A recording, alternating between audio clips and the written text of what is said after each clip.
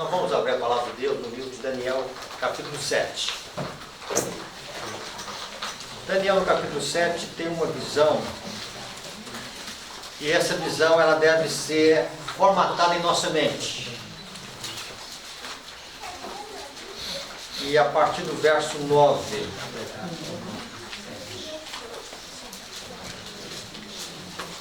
então Daniel 7, verso 9. Continuei olhando até que foram postos uns tronos. E aliás, 7, 9.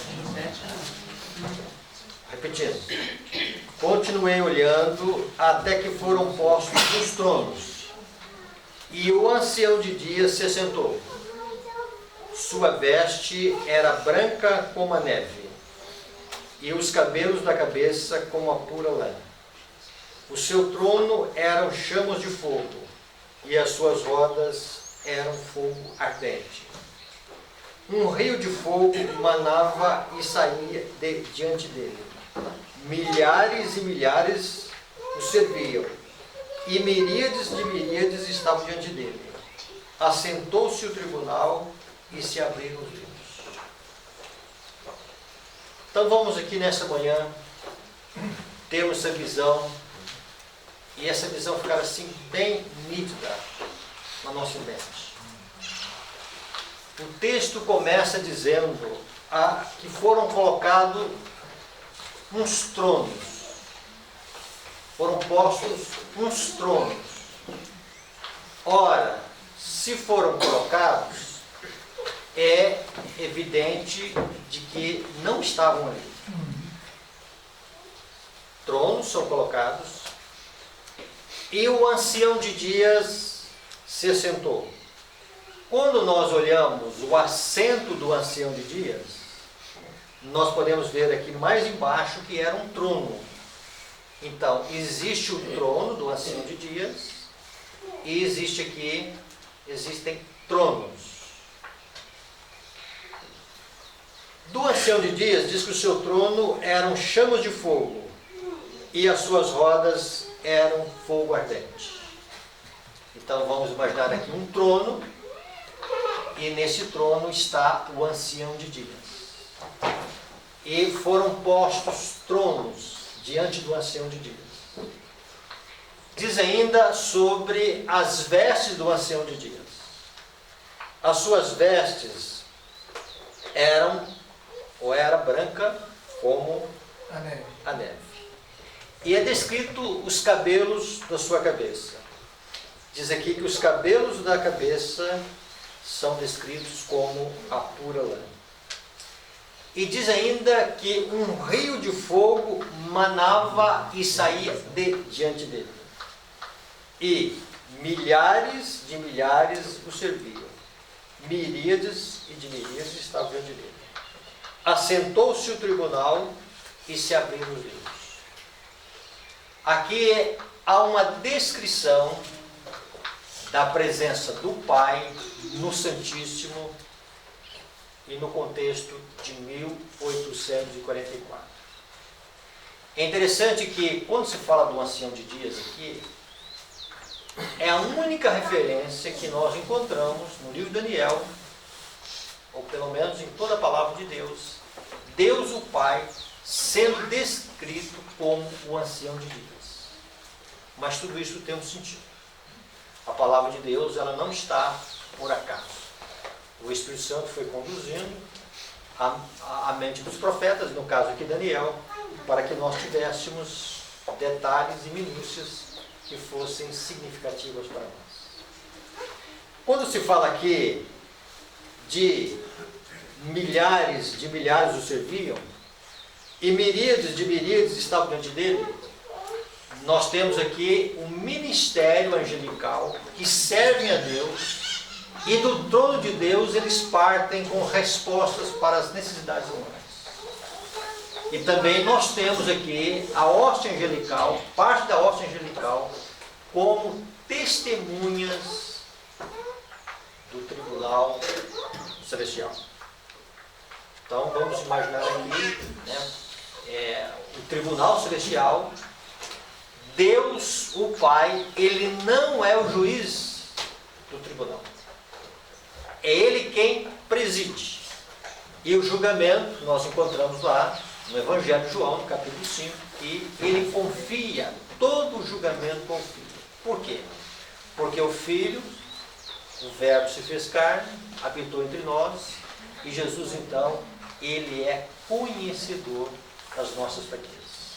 Aquele que, sem pecado, veio aqui na forma humana e venceu e se tornou apto para ser o nosso juiz. Então, quando nós temos essa visão do julgamento, do tribunal celestial, nós temos que ter a visão de Deus, o Pai, e nós temos que ter a visão do Filho. E quando se fala do Filho, mais adiante nos versos 13, nós encontramos agora a entrada do Filho no Santíssimo. Eu estava olhando as minhas visões da noite, e eis que vinha com as nuvens do céu, um como filho do homem, e dirigiu-se ao ancião de dias, e o fizeram chegar até ele. Então Cristo, ele entra no lugar santíssimo, e ele é conduzido até onde está o Pai, o ancião de dias.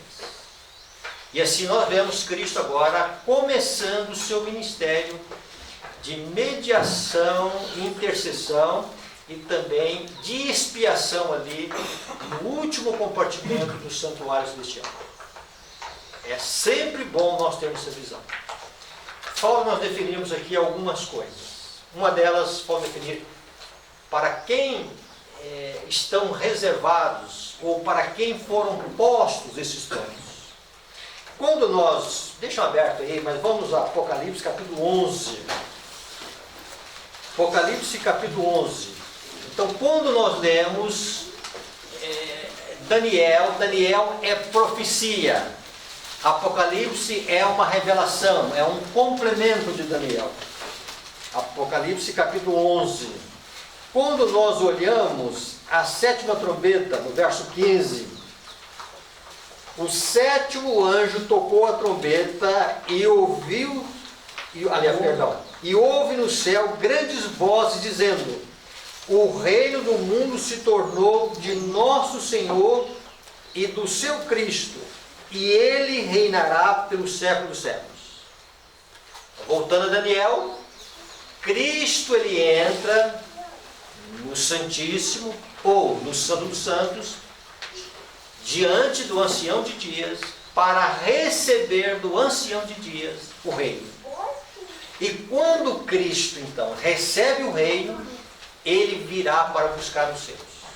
Então, quando nós encontramos que no céu há grande voz, nós podemos ver aqui que é o término do juízo investigativo. Ou seja, o reino do mundo se tornou de nosso Senhor e do seu Cristo, e ele reinará pelos séculos dos séculos. No verso 16, e os 24 anciãos que se encontravam sentados no trono, aqueles tronos que foram colocados. Aqueles tronos foram colocados. Tá? Então, Daniel apresenta tronos. Por que Deus é chamado de ancião de dias? Porque ele está perante os 24 anciãos.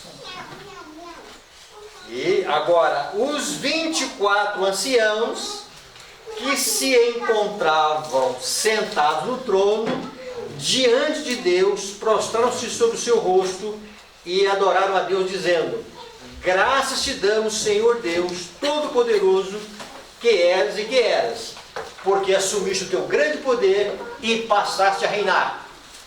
Então Daniel vê a entrada de Cristo no Santíssimo. João já vê o término do dia da expiação, o término do julgamento. Acabou. Cristo já recebe o seu reino. Grandes vozes estão dizendo, que Cristo agora ele reinará pelos séculos dos séculos. E os 24 anciãos, entre as muitas coisas que eles vão dizer: Senhor, agora passaste a reinar. Percebe a beleza da palavra de Deus? Como uma coisa complementa a outra. Então é bom nós termos essa visão do início e do final. Aliás, irmãos, nós precisamos de ter uma visão mais detalhada, mais aprofundada do santuário celestial. E quando se fala de uma visão mais detalhada, de uma visão mais aprofundada do santuário, nós temos que compenetrar da importância do ministério que Cristo está fazendo por nós lá hoje. E quando nós olhamos esse cenário aqui na terra, Satanás ele trabalha e trabalhará para quê? Para que a humanidade esteja com uma marca imposta na fronte ou sobre a mão direita. Qual que é o objetivo? Para que passe o juízo e as pessoas estejam seladas para a destruição e perdição. Mas nós, como povo de Deus, nós temos 3 olhares. Nós temos o olhar aqui da missão, o evangelho tem que ser pregado a todo mundo, nós não podemos perder essa visão. Nós temos a visão de que nós vamos enfrentar a imagem da besta, e nós temos que ter a visão, acima de tudo, do Santíssimo. Porque lá está o nosso sumo sacerdote. Lá nós não podemos perder de vista o ministério de Cristo. Mas quando se fala de juízo, a ideia que se tem de juízo é uma coisa pavorosa e tremenda. Mas não é isso que é a visão do juízo que Deus quer colocar para nós. Vamos voltar agora a Daniel e vamos ter aqui uma amplitude dessa visão. Quando nós colocamos aqui essa visão para que nós possamos estudá-la, e nós descrevemos dentro do que está escrito a veste do ancião. Então não podemos aqui perder de vista a veste do ancião. Sua veste era branca como a pura lã. E não podemos perder de vista aquilo que Deus quis que Daniel tivesse na visão. Até onde Deus poderia ser visto pelo profeta, mesmo em visão, e naquilo que Deus gostaria que nós tivéssemos a visão de Deus dentro do Santíssimo. E a visão de Deus dentro do Santíssimo, que sua veste é branca. E os seus cabelos também são brancos. Fala semelhante à pura lã e semelhante à neve. Sumariando, Deus que preside o juízo, exige de cada ser humano o quê? Pureza. Sejam puros. Quando se fala de pureza, a nossa ideia dá a ideia de evitar o que é sensual. Está correto esse conceito. Mas é muito mais do que isso. Pureza de alma. Uma das coisas que nós estamos estudando em relação à chuva serúdia, e há uma pergunta ali que foi colocada, depois nós vamos estudá-la em outro momento, foi uma pergunta colocada com um propósito. Todos que vão comparecer diante de Deus devem ser puros. Pureza envolve muito mais do que atos e pensamentos vis e sensuais. Envolve a mancha do egoísmo no nosso ser. E aqueles que vão estar diante de Deus devem ser puros. Porque Deus é puro. E somente há um padrão de pureza que é colocado diante de nós. Esse padrão está em Jesus Cristo. E Deus está pedindo de cada um dos seus filhos, sejam puros. Jesus vai ampliar o conceito da lei de Deus, da importância da lei de Deus, dizendo: bem-aventurados os limpos de coração, porque verão a Deus. Então, quando se olha para o tribunal de Deus, quando se olha para o lugar santíssimo, quando se olha para Deus, quando se olha para aquilo que Deus pede, sejam puros.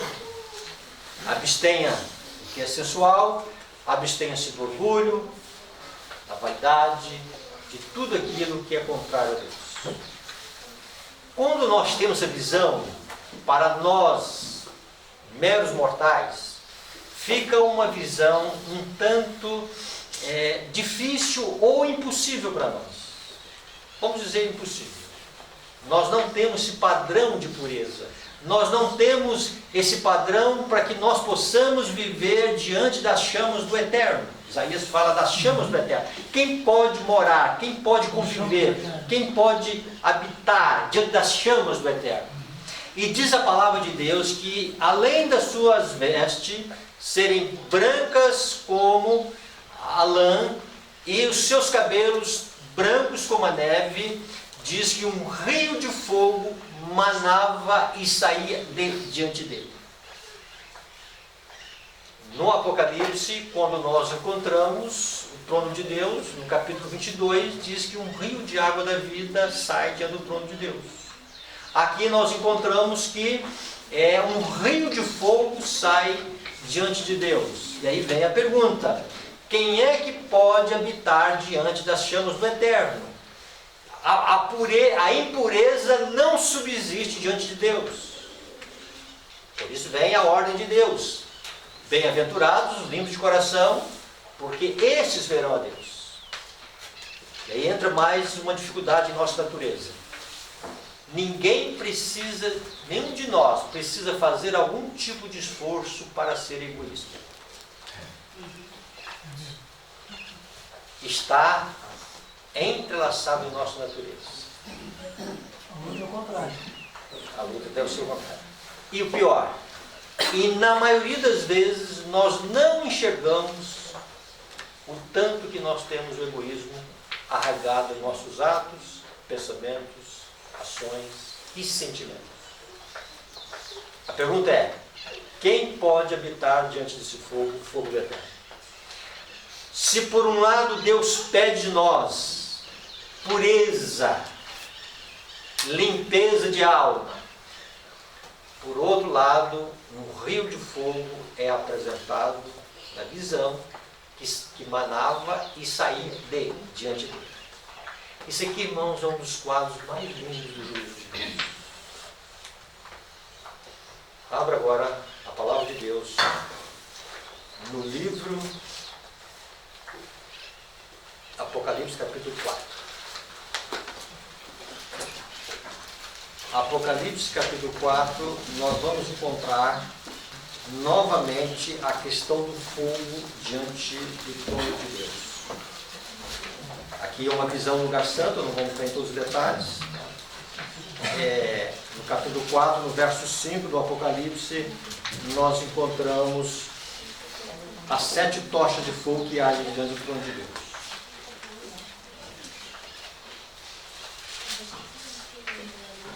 Verso 5. Do trono saem relâmpagos, vozes, trovões, e diante do trono ardem 7 tochas de fogo, que são 7 Espíritos de Deus. 7 no Apocalipse quer dizer plenitude. Ao longo da palavra de Deus, 7 quer dizer perfeição. No Apocalipse é plenitude. Vamos agora completar. Na pessoa de Deus existe a plenitude da perfeição. Deus é perfeito e Deus é pleno. E aqui o Espírito Santo é retratado aqui para nós como 7 tochas de fogo. E são definidos aqui como sendo 7 Espíritos de Deus. A plenitude do Espírito Santo. A plenitude da pessoa do Espírito Santo é retratada aqui para nós como sendo 7 Espíritos de Deus. Essa palavra Espírito dá a ideia de ar. No mundo grego, pneuma, ar, fôlego, vida. Voltando aqui, no Apocalipse apresenta para nós o rio da água da vida. Quando nós olhamos, um rio de fogo que manava e saía diante dele. Daniel 7. Um rio de vida. No fogo de Deus tem vida. Então veja bem. Deus quer que nós tenhamos a visão do fogo. E o último texto. João Aliás, Mateus capítulo 3. Mateus no capítulo 3. Mateus no capítulo 3. Finalzinho do verso 11. Finalzinho, só o finalzinho. Ele vos batizará Com o Espírito Santo e com o Espírito Santo e com fogo. com fogo. Com o poder. Então, irmãos, olha que coisa maravilhosa. O Espírito Santo, ele é descrito aqui na sua ação como um fogo purificador. O Deus que pede de nós pureza é o mesmo Deus que oferece para nós condições de ter pureza. Amém. Como? Pelo batismo do Espírito Santo. Amém. Só existe uma maneira de nós nos purificarmos. Reforma de vida sem o Espírito Santo é atropelo. Reforma de vida sem a ação do Espírito Santo é salvação pelas obras. Quando entra o ministério do Espírito Santo, irmãos, e quando entra o batismo de fogo do Espírito Santo, a única coisa que esse batismo vai fazer em nossa vida é queimar as escórias da nossa alma. As coisas que não são de Deus. As afeições que não são de Deus. Os sentimentos que não são de Deus. Os hábitos que não são os hábitos de Deus. As teorias que não são as teorias de Deus. O Espírito Santo vem para queimar aquilo que impede, irmãos, de nós sermos puros e estar na presença de Deus. Por esse batismo de fogo, nós devemos orar 24 horas. Amém. Purifica-me, Senhor. Eu não posso me purificar. Eu não posso mudar os meus hábitos, que estão arraigados aqui. Algumas coisas, Senhor, eu nem aprendi a fazer, já nasci fazendo essas coisas. Já são hereditários, Senhor. Já são coisas que, desde os meus antepassados, nós seguimos essa linha de raciocínio, ou essa linha de hábitos. Como é que eu vou mudar isso, Senhor? E o Espírito Santo, irmãos, ele vem como um fogo purificador. E ele vai purificar somente aquilo que está obstruindo a nossa semelhança com Jesus. Que batismo, irmãos! Que coisa maravilhosa que Deus oferece para nós, para que nós não sejamos rejeitados no juízo investigativo. Deus pede um padrão muito elevado, mas Deus promete e oferece uma ajuda para nós. Ele oferece a plenitude do Espírito Santo. Amém.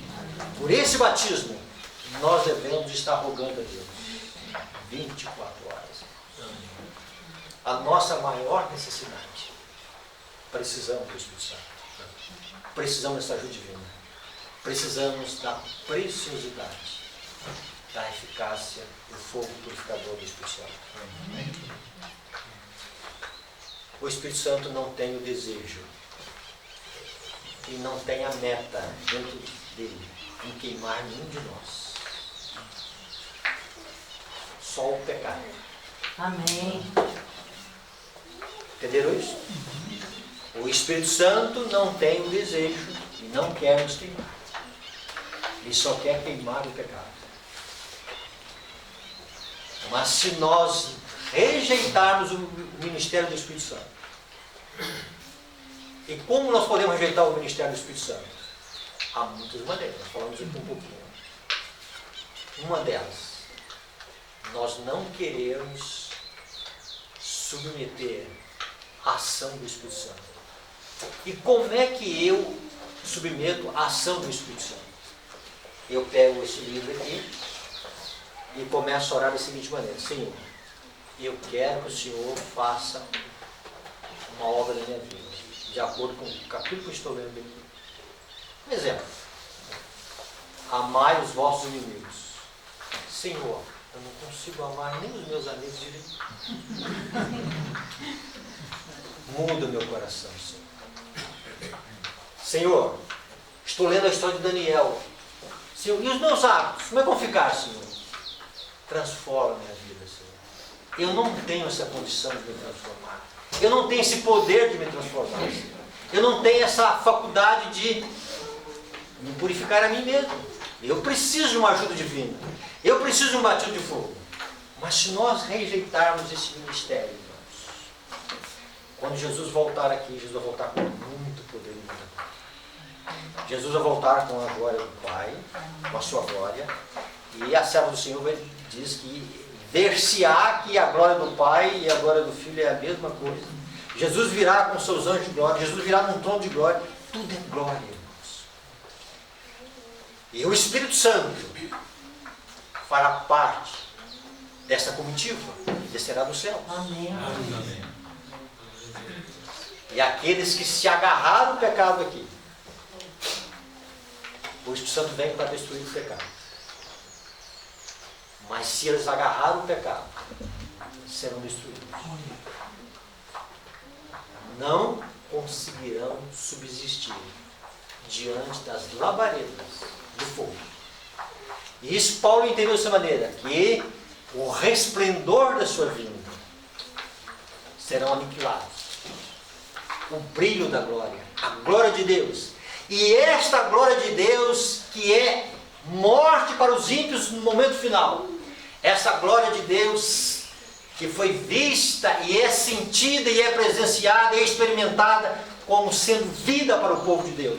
Batismo de fogo, irmãos, é batismo de vida. Amém. Uma vida que vem dos altos céus para nos purificar de todas as impurezas, tanto da alma como, tanto do espírito como da carne.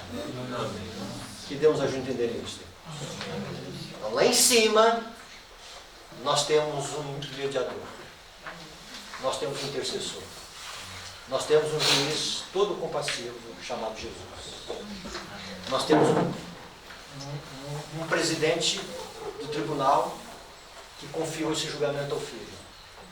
E Cristo então lança toda a eficácia da sua morte substituta, da sua morte expiatória ao nosso favor. E aqui na terra, irmãos, o Espírito Santo enviado para nos purificar. Então Jesus lá em cima e Jesus cá embaixo através da obra do Espírito Santo. E assim Deus criando condições, irmãos, de nós sermos aceitos no tribunal de Deus. E nesses últimos dias é bom nós termos essa visão dos acontecimentos atuais. Importantíssimo. Nós vemos o cenário profético, nós vemos o Estado tendo a liberdade de consciência de tudo, mas nós não podemos perder de vista que nós precisamos desse batismo de fogo. Como nós temos relacionado com a obra do Espírito Santo? Como nós temos aberto o coração ao Espírito Santo? Que o poder do Espírito Santo seja o nosso grande ajudador. E nós possamos dizer para Deus nessa manhã: Senhor, eu quero esse batismo de fogo. Eu quero esse fogo purificador na minha vida. Eu quero essa graça na minha vida. Eu quero, Senhor, que o Senhor me batize com as labaredas do Eterno. Eu quero, Senhor, que esse fogo que procede de Ti, que nunca apaga, ele esteja em minha vida. Amém. Dando vida para mim. Irmãos, que cena que Deus deixou para nós no juízo. Quando terminar o juízo e as decisões foram feitas lá em cima, os 24 anciãos que estavam agora sentados no trono, eles vão se levantam, e ao mesmo tempo que se levantam, eles vão prostrar e dizer: Senhor, Tu és justo. Agora chegou o tempo da ira das nações, o tempo da Tua ira, e o tempo agora de julgar os mortos, ou seja, os mortos no milênio, os ímpios. Que nós possamos entender isso. Esse tribunal, esse juízo, já está com 177 anos. faz agora no dia 22 de outubro. Se eu não estiver errado na conta, de 1 ou 2 anos aí, 177 anos. E Deus então dá esse tempo de misericórdia para nós, para que nós possamos arrepender os nossos pecados e nós possamos ter essa vida purificada pelo fogo que procede de Deus. Vem, Santo Espírito. Vem. Pode queimar. Queima a escória. Se há algum traço que nós temos ainda afeiçoado com esse mundo, queima, Senhor. Para que a gente perca todo o encantamento que nós temos com esse mundo. Senhor, nós não conseguimos ver muitas vezes os nossos atos egoístas, os nossos pensamentos. Vem, Senhor.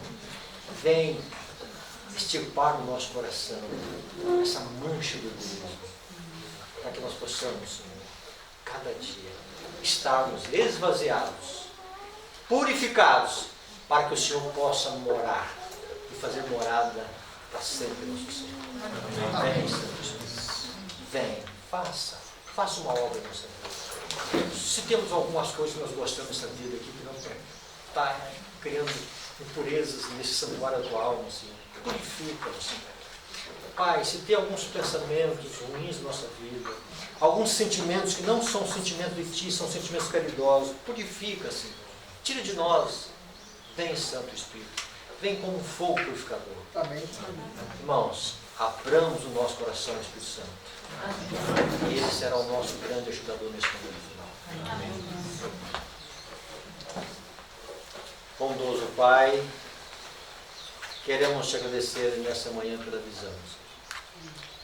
Mais do que pela visão, Senhor.